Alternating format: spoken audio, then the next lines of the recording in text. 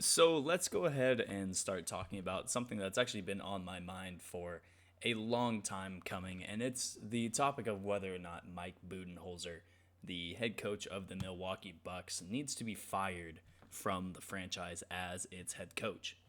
Now, Coach Bud, for everything that I'm going to say negatively about him in the coming minutes, I before that would like to say, this guy still is a decent head coach. He's coached a team to multiple playoff wins, multiple playoff, appearances, whether he was with the Atlanta Hawks or currently with the Milwaukee Bucks.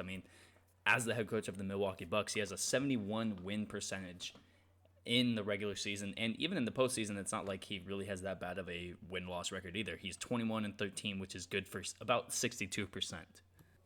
And he has been the head coach for a majority of the ultimate prime of Giannis Antetokounmpo's career. Since Mike Budenholzer got to Milwaukee, Giannis has won both of his MVP awards, his Defensive Player of the Year awards. He's seen Giannis go to multiple first-team All-NBA selections, multiple first-team All-Defense selections. Giannis Antetokounmpo has never played better until Mike Budenholzer got there as the head coach. And Coach Budenholzer has been able to coach this team to multiple number one seed selections with very limited supporting cast members around Giannis Antetokounmpo. Last year, when they were the number one seed, you had names like Brook Lopez, Eric Bledsoe, Pat Connaughton, Dante DiVincenzo. There's not a lot of big name, I guess, other than Chris Middleton. There's not a lot of other main guys on this team that you would look at and say that is the winning formula for a number one seed. And I think Mike Budenholzer does deserve some credit in terms of getting this Milwaukee Bucks team to probably the apex of where he could have gotten them. So now the bad about Mike Budenholzer. I would first like to just say that I'm never going to be an NBA head coach. At least that's not where my career path is leading me at this current junction.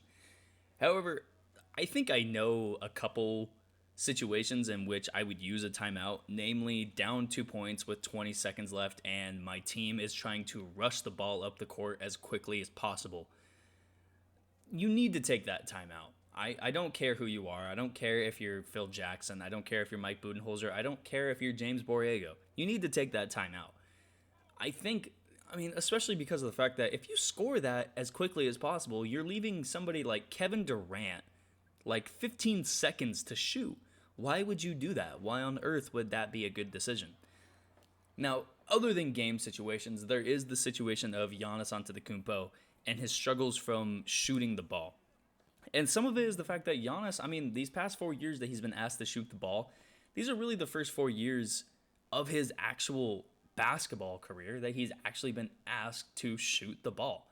I don't think any time in Greece he was asked to shoot the ball. I don't think really any time before Mike Budenholzer got to Milwaukee he was really asked to shoot the ball. And nor really should he. He averages 30 points a game in the paint.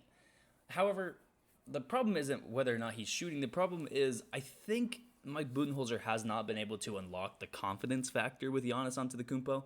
If you look at Giannis every time he shoots, even just look at his free throws, he takes 15 seconds to shoot the ball.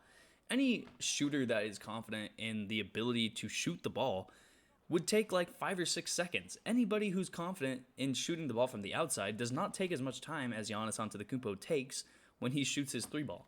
And I think that's really the biggest issue that I have with Mike Budenholzer is it doesn't seem like he's been able to unlock the confidence factor that Giannis Antetokounmpo needs to be able to reclaim his MVP status.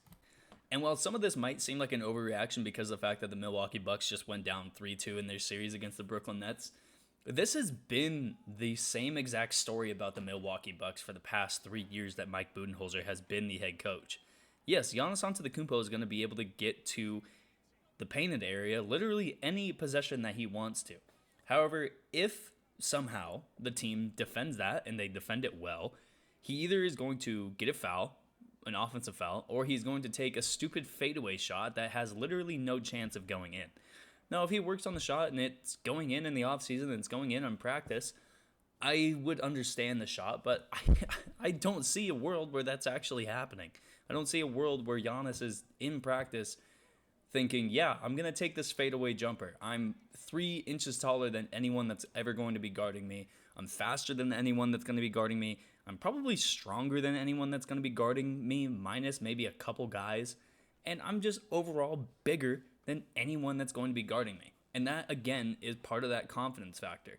I think the main reason that somebody like Shaquille O'Neal was able to dominate the entire NBA when he was in the league 20 years ago and dominating when he was, is because of the fact that he knew nobody could stop him. Not only did he know nobody could stop him, he knew that he knew that.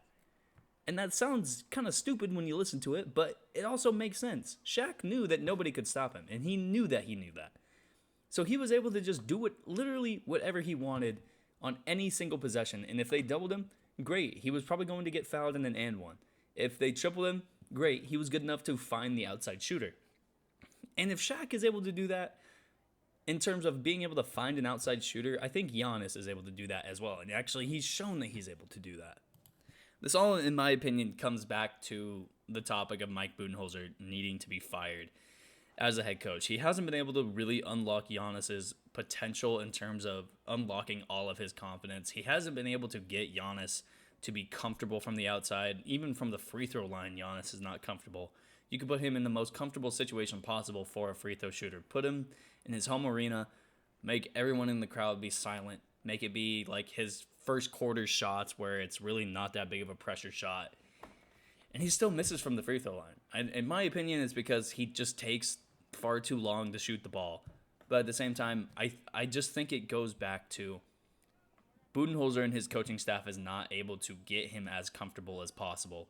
And they're not able to get him as confident as possible. And that's really the main reason that this team is not going to win a championship this year, or as long as Mike Budenholzer is going to be the head coach of the Milwaukee Bucks.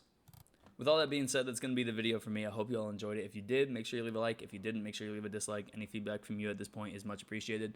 If you're a Milwaukee Bucks fan, let me know what you think in the comments. I'm actually really interested in hearing or reading, I guess, what you have to say. And yeah, I'll see you in the next video. Peace.